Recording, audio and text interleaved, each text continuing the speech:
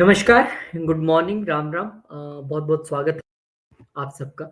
और आज नए साल की आप सबको बहुत-बहुत शुभकामनाएँ 2025 की। एक ऐसा वीडियो हम लेके आए हैं जबकि अभी आज क्योंकि कनाडा में अभी न्यू ईयर मनाया ही होगा, सुबह आकाश जी बिज़ी थे तो मैंने सोचा कि नए साल में एक छोटा-सा वीडियो ज़रूर डाल देते हैं हम।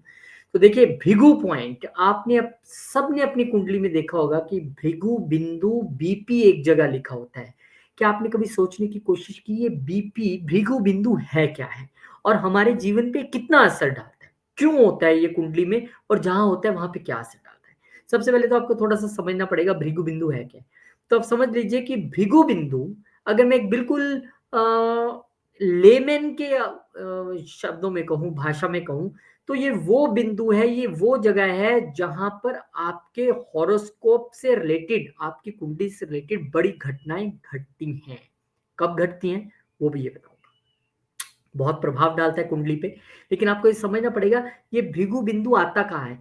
चंद्रमा और राहु के बीच कहीं सेंटर में ये लाई करता है कैलकुलेशन के हिसाब से, एक आपको रफ आइडिया बता रहा हूँ। आपका भृगु बिंदु कहाँ है? आप जब भी अपना चार्ट खोलेंगे तो आपको पता चल जाएगा कि वो कहाँ पे है। ये करता क्या है? एक्चुअली भृगु बिंदु मान लीजिए किसी के 10th हाउस में भृगु बिंदु है, वहाँ पे बीपी लिखा हुआ है। अब क्या प्रभाव होगा? जब भी उस शख्स के 10वें घर से राहु, केतु, शनि, गुरु जैसे बड़े प्लैनेट ट्रांजिट करेंगे, उनके कर्म क्षेत्र में बड़ा बदलाव आएगा। किस हिसाब से आएगा? जिस हिसाब का ग्रह है उस हिसाब का आएगा। मैं अपने पर्सनल बताता हूँ आपको। मेरा भृगु बिंदु 10वें घर का है। अब आपका जहाँ होगा, अभी आप देखिए मैं सभी 12 लगन वालों के लिए बताने वाला हूँ कि किस घर में हो आपका। लेकिन मेरा 10वें घर में है और मैं अपना चेक कर रहा था वीडियो बनाने से पहले कि मेरे 10वें घर से जब राहु का गोचर हुआ था, 2012-13 की बात है। 2013 की। राहु उस वक़्त तुला में गए थे। आप चेक कर लीजिएगा गूगल पे। उस वक़्त मेरी जॉब में बहुत बड़ा बदलाव आया था। मैंने बहुत रेप्यूटेड चैनल उस वक़्त जॉइन किया था, जो मेरी इच्छा थी जॉइन करने की बहुत ज़्यादा, और राहु महाराज की दशा भी चल रही थी और उन्होंने मुझे जॉइन भी करवाया। फिर जब अब विडंबना देखिए कि फिर जब वहाँ से केतु का गोचर हुआ, आज से 1.5 साल पहले, और उन्होंने जब वो 10th हाउस से गए, उन्होंने बिज़नेस कड़क ठप करवा के मुझे कहाँ डाल दिया?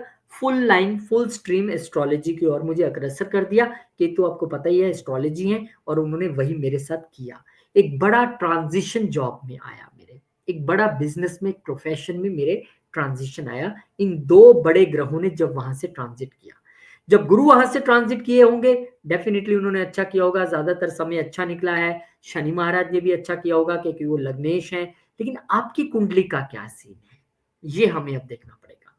देखिए, जिन लोगों का भृगु बिंदु पहले घर में है, आपने अपनी कुंडली खोल लीजिए, किसी भी सॉफ्टवेयर पे बनाइए, जहाँ पे वो बीपी लिखा है ना, आपको पता लग जाएगा। अगर आपका भृगु बिंदु फर्स्ट हाउस है, तो भगवान क्या इंडिकेट कर रही है, एस्ट्रोलॉजी क्या इंडिकेट कर रही है? यहाँ पर ये भृगु बिंदु आप में एक बड़ा बदलाव, आपकी सेल्फ आइडेंटिटी में, आपके पर्सनल ग्रोथ में, आपकी फिजिकल बॉडी को ये रिप्रेजेंट करता है फर्स्ट हाउस, उसमें एक बड़ी डेवलपमेंट लेके आएगा जब भी कोई ग्रह यहाँ से गोचर करेगा। खास करके बड़े ग्रह मीन्स जो लंबे समय तक एक जगह रहते हैं। अब वो कैसे हैं उस समय में? मान लीजिए गुरु आपकी कुंडली में बहुत अच्छे हैं। आपका भृगु बिंदु फर्स्ट घर में आता है और वहां से गुरु महाराज गोचर कर रहे हैं। उस दौरान आपको बहुत बड़ा लाभ हो सकता है। आपके जीवन में, आपकी पर्सनैलिटी में एक बड़ा बदलाव आ सकता है। सिग्निफिकेंट चेंजेस आ सकती हैं। वो लोग कहेंगे आपको देखने के बाद, ये वही शख्स है क्या जिससे मैं 1 साल पहले मिला था? एक ऐसा आपको वहाँ पे कॉन्फिडेंस दे सकते हैं। और राहु जैसा ग्रह गोचर कर जाए तो, केतु जैसा ग्रह गोचर कर जाए तो, अगर तो आपकी कुंडली में सही से प्लेस्ड हैं, अच्छे हैं, तो ठीक है।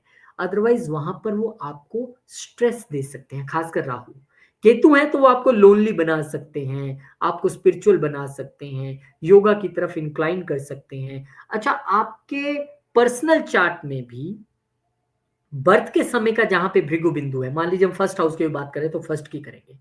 वहाँ पे अगर किसी अच्छे ग्रहों की दृष्टि है या अच्छे ग्रह वहाँ पर बैठे हैं, ये ग्रह जब-जब गोचर करेंगे यहाँ से आपको अच्छे और बेनिफिक रिजल्ट्स देंगे। तो फर्स्ट हाउस में अगर आपका है, तो आपकी शख्सियत, आपकी पर्सनैलिटी, आपकी हेल्थ में जबरदस्त चेंज ला सकता है ये भृगु बिंदु।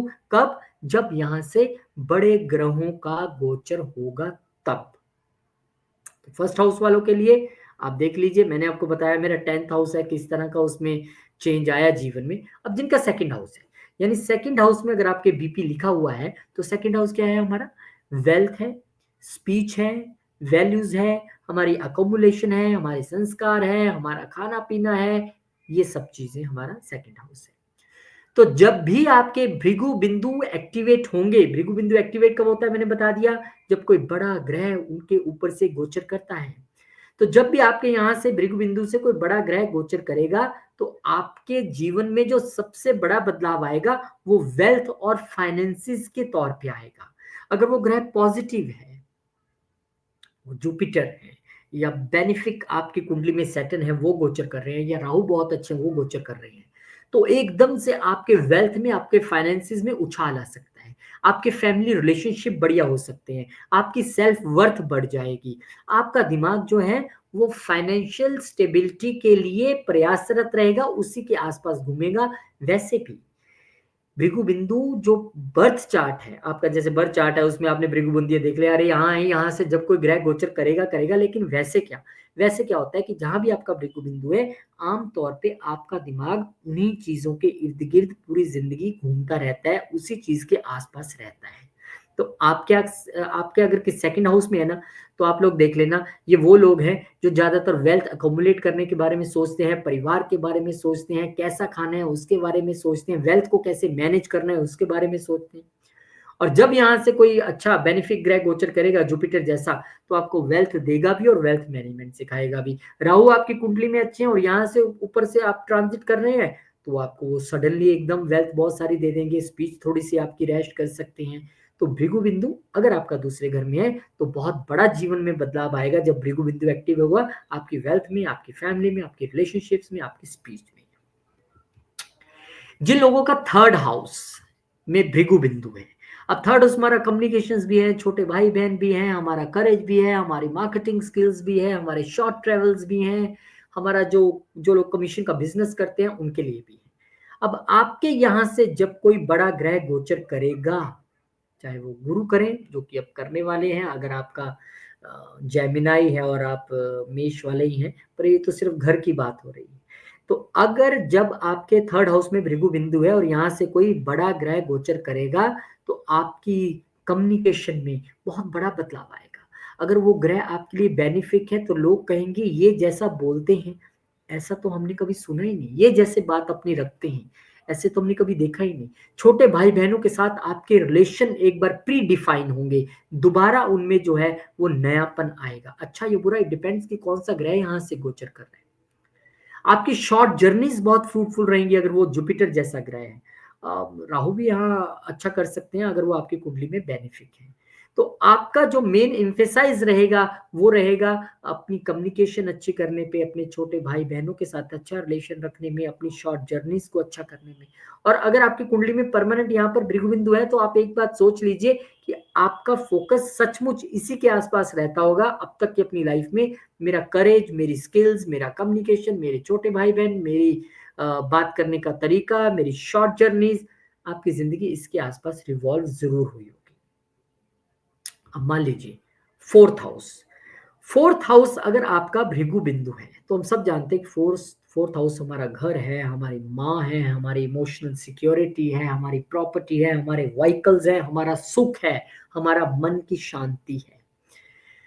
अब जब भृगु बिंदु जिन लोगों का फोर्थ हाउस होता है, तो एक लोग तो ये बहुत इमोशनल होते हैं, फैमिली मैटर्स को, मदर की मैटर्स को लेके बहुत चिंतित रहते हैं, इनका दिमाग इसी के आसपास चलता रहता है, घर की चीजों को लेके, गाड़ी को लेके, प्रॉपर्टी को लेके इन लोगों का दिमाग घूमता रहता है। लेकिन जब यहाँ से कोई बड़ा ग्रह गोचर करेगा, उस दौरान बहुत बड़ा बदलाव आएगा आपकी प्रॉपर्टी में, आपके व्हीकल्स में, आपकी सुख शांति में, आपकी मदर की हेल्थ में, आपकी सब चीजों में। फिर वही बात कि अगर वो ग्रह जुपिटर जैसा बेनिफिक है, या राहु या केतु आपकी कुंडली में, सैटर्न भी अगर बेनिफिक है या योगा कारक है, तो डेफिनेटली वो अच्छा रिजल्ट देंगे। और वो तो एक घर में 2-2 ढाई-ढाई साल बैठते हैं, इसीलिए ये लोग अच्छा रिजल्ट दे पाते हैं, क्योंकि यहाँ पर ये लंबे समय के लिए रहते हैं। लेकिन अगर कोई क्रूर ग्रह है, ऐसा ग्रह जो आपके लिए ठीक नहीं कुंडली में, वो भृगु बिंदु के ऊपर से गोचर कर रहा है, तो डेफिनेटली वो मन की शांति भी छीनता है, प्रॉपर्टी को भी प्रॉब्लम में डालेगा, मदर की हेल्थ को भी और सुख शांति को भी वो हैम्पर कर सकता है। तो भृगु बिंदु के ऊपर से जब भी बड़ा ग्रह यहाँ से गोचर करेगा, आपके 4th हाउस से रिलेटेड बड़ी जो बदलाव है चीजों में आएंगे।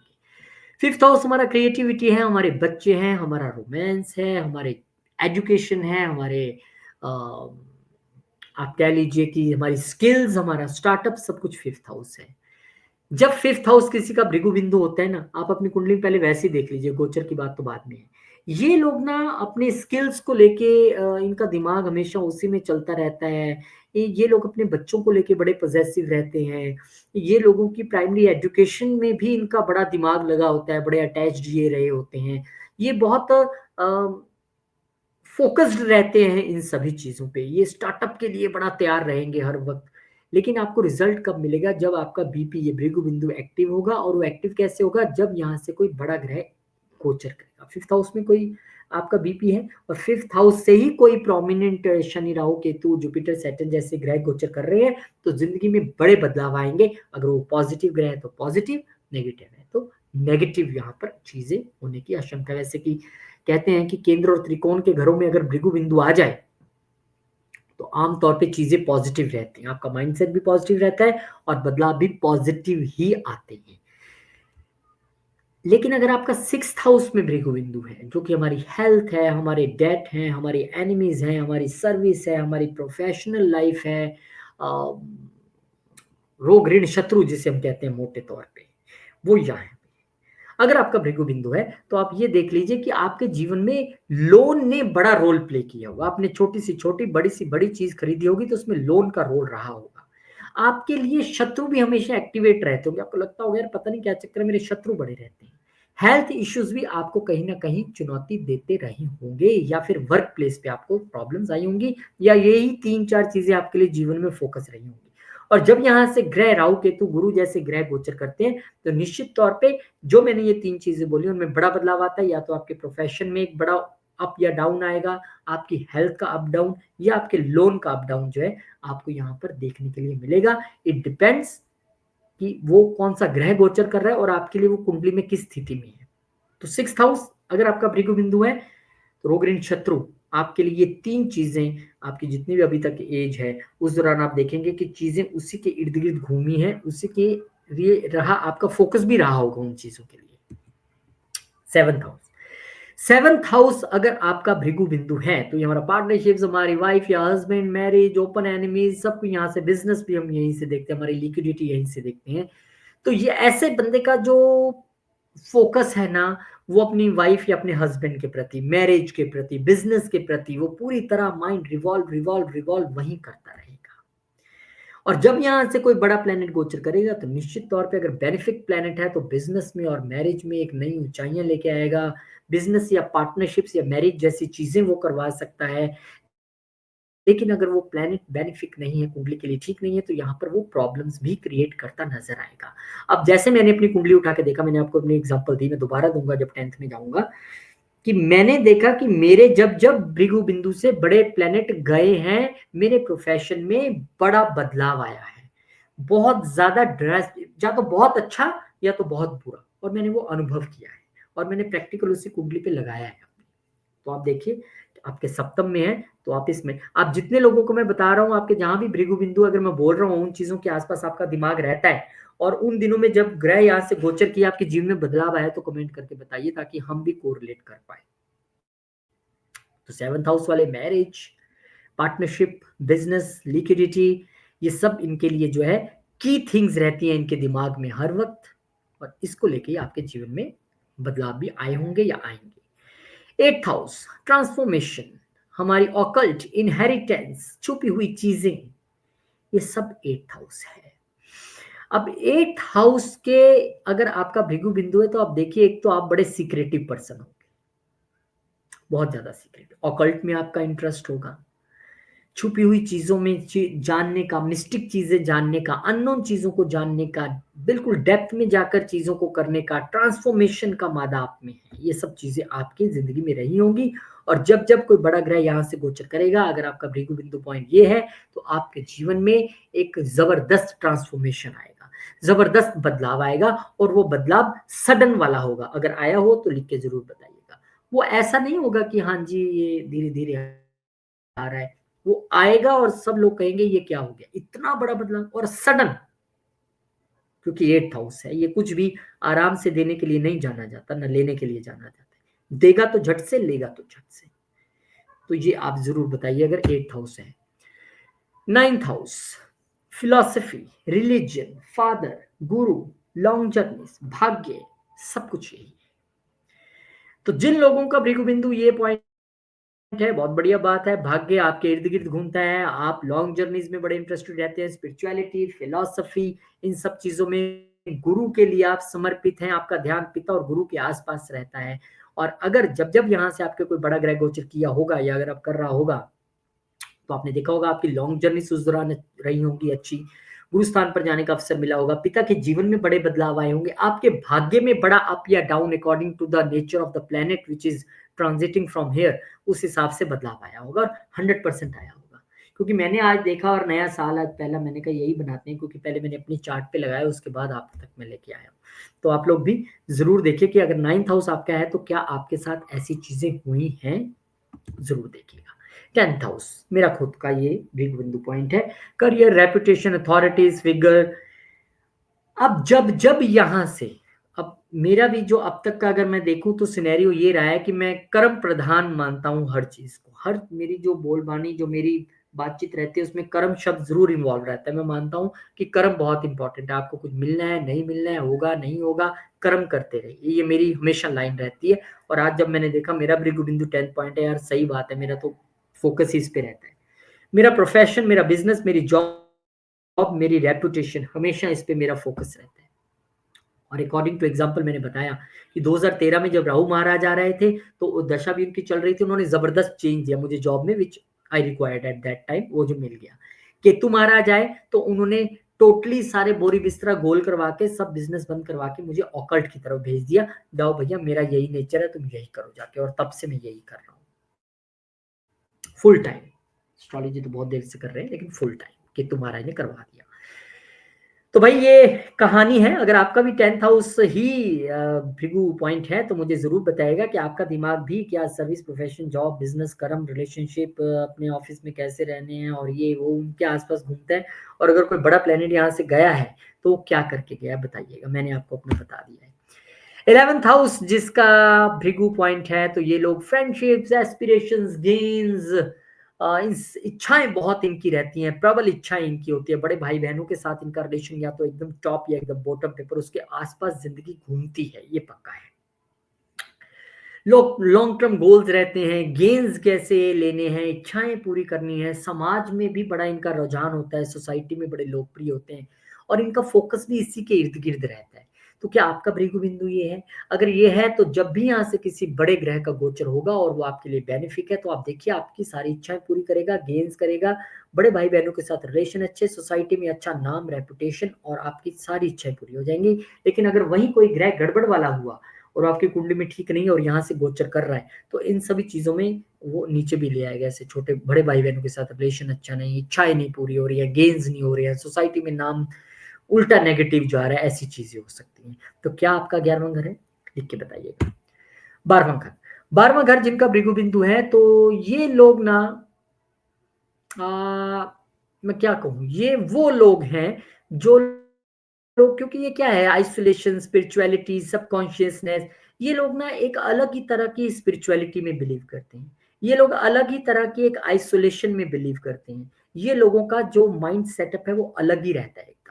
आप कहेंगे यार ये किस दुनिया से आया है बंदा, इसकी जैसी सोच तो किसी की हो ही नहीं सकती। अगर इनका भृगु बिंदु ये है और यहाँ से कोई अच्छा प्लेनेट गोचर कर रहा है तो ये लोग स्पिरिचुअलिटी की एक नए मुकाम तक जा सकते हैं। इन लोगों का स्लीप सर्कल बड़ा अच्छा रहेगा। ये लोग चैरिटीज में और सभी चीजों में बहुत अच्छे रहेंगे और ये लोगों का ना फोकस हमेशा खर्चा कितना करना है, नहीं करना है, यार ये फालतू हो गया, ये नहीं हुआ, ये लॉस हो गया, ऐसी चीज़ों पे ही बड़ी कैलकुलेटिव इनकी मेजरमेंट रहती है।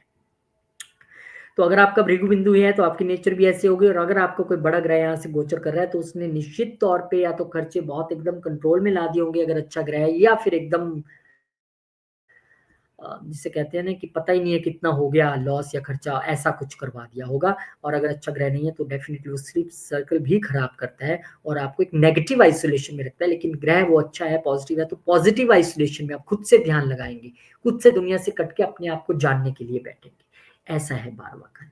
अब यहाँ से फटाफट नक्षत्र भी हम देख लेते हैं कि कौन से नक्षत्र में हो।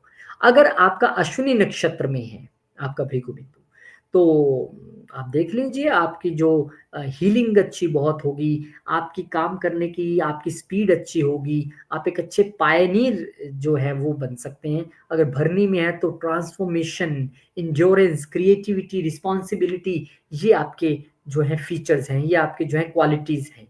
कृतिका में है तो प्योरिफिकेशन, करेज, क्लैरिटी, शार्पनेस, ये आपके फीचर्स हैं।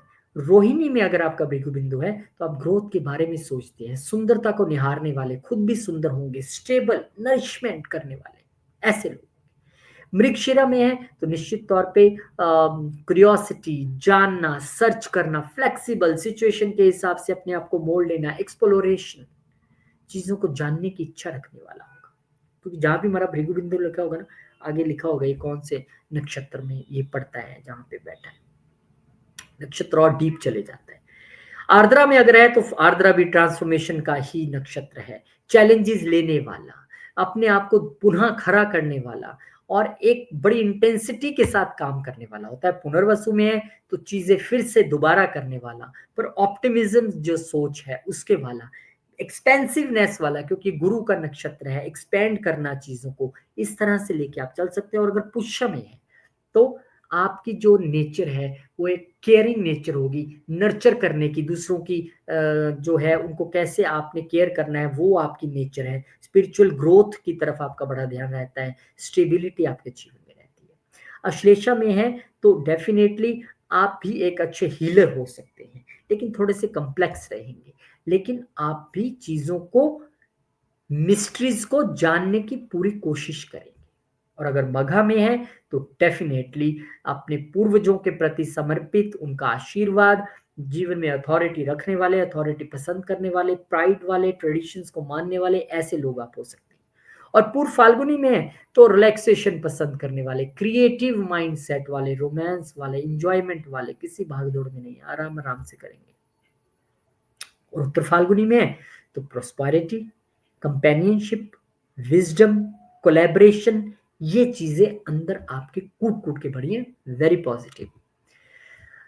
अगर आपका हस्त नक्षत्र में है तो स्किल्स, क्राफ्टीनेस, डेक्सटेरिटी, लाफ्टर, क्योंकि हस्त नक्षत्र शनिदेव का नक्षत्र है, लेकिन शनिदेव नक्षत्र वालों का जो सेंस ऑफ ह्यूमर होता है वो बहुत अच्छा होता है। भले वो गंभीर माने जाते हैं लेकिन एक बात बोलेंगे और अच्छी बोलेंगे। हस्त, क्योंकि हाथ का भी काम आप कह सकते हैं, ये लोग स्किल्ड होते हैं, हाथ में इनके कोई ना कोई कला रहती है। और चित्रा में है तो निश्चित तौर पर ये ब्यूटी, आर्ट को प्रेज करने वाले और जानने वाले, मानने वाले, क्राफ्टमैनशिप और इल्यूजन में रहने वाले लोग होते हैं। और स्वाति में है तो ये इंडिपेंडेंस पसंद करने वाले, चेंज पसंद करने वाले, एक ही चीज में नहीं रहना है, और चेंज के हिसाब से अडेप्टेबिलिटी भी ले आते हैं, और मूवमेंट, एक जगह 2 साल ले जाए, 2 साल किसी और शहर में चलेंगे, कोई दिक्कत नहीं है। और विशाखा वाले हैं तो ये पूरे दृढ़ निश्चय, डिटर्मिनेशन, ट्रांसफॉर्मेशन और पर्पसफुलनेस, पूरे एकदम भरपूर रहते हैं इन चीजों से। और अनुराधा वालों की तो क्या बात है, ये फ्रेंडशिप में, कोलैबोरेशन में, डिवोशन में, एक्सप्लोरेशन में, इन सब चीजों में बेस्ट फ्रेंड्स होते हैं। ये कैसे कोलैबोरेट करके आगे बढ़ना इनको पता होता है। और ज्येष्ठा वालों की तो कहानी ये है, ये करेज भी रखते हैं, प्रोटेक्शन करना भी जानते हैं, और ये लोग कन्फ्लिक्ट्स में भी बहुत ज्यादा, कई बार आप देखेंगे ये पड़ जाते हैं। कन्फ्लिक्ट्स में भी इनका मकसद, इनका जो वास्ता है वो हो ही जाता है, लेकिन ये प्रोटेक्ट करते हैं अपने साथ वाले को। मूला, जिसका कि मतलब ये जड़ों से है, ये जड़ों से जुड़े लोग हैं, इन डेप्थ में जाके करने वाले, सोचने वाले, रीइन्वेंशन करने वाले और डिस्ट्रक्शन करने वाले।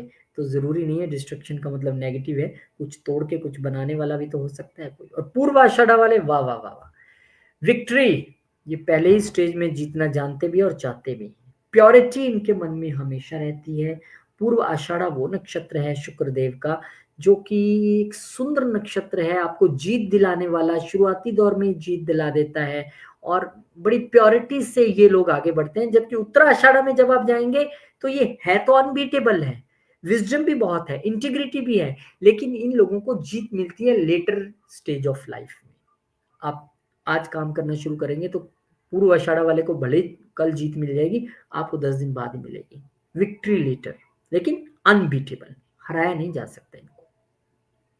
श्रवण, ये लोग अच्छे लिसनर्स हैं, अच्छे लर्नर्स हैं, कनेक्टिविटी कैसे किसी से करनी है ये लोग अच्छी तरह से जानते हैं। और धनिष्ठा वालों के लिए क्या कहें, वेल्थ कैसे मैनेज करनी है, अपनी रिदम में कैसे काम करना है, इनोवेशंस, ब्रेवरी, ये सब इनके कीवर्ड्स हैं।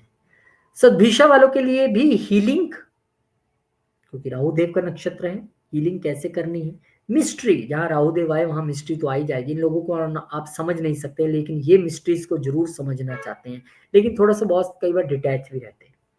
पूर्व भाद्रपद, ये लोग एनलाइटेंड रहने वाले लोग हैं, ट्रांसफॉर्मेशन अपने अंदर लेके आते हैं, स्पिरिचुअल अवेकनिंग इनको सबसे ज्यादा पहले मिलती है अगर ये ट्राई करेंगे, ये बने उस पर्पस के लिए। उत्तर भाद्रपद स्टेबल, डेप्थ में जाके सोचने वाले, और ये भी स्पिरिचुअलिटी के लिए बने हुए हैं, और कंपैशन भी इनका एक बहुत बड़ा जिंदगी का एक आप कह सकते हैं प्लस पॉइंट है। रेवती, जर्नी करना इनको पसंद है, वेल्थ इकट्ठी करना, प्रोटेक्शन किसी की कैसे की जाए, नर्चरेंस कैसे की जाए, कैसे किसी को जीवन में इन्होंने संभाल के रखना है, अपने बच्चे हो, वाइफ हो, फैमिली हो, कोई इनसे सीखे। तो आपका भृगु बिंदु क्या कहता है, जरूर मुझे बताइएगा कमेंट करके। और नए साल के एक बार फिर से बहुत बहुत शुभकामनाएं। भगवान करे आपका ये नया साल 2025 बहुत बहुत बहुत शुभ रहे। भगवान आप सबकी सभी मनोकामनाएं पूर्ण करें और आपको पूर्ण तंदुरुस्ती और धन धान्य से भरपूर कर दें।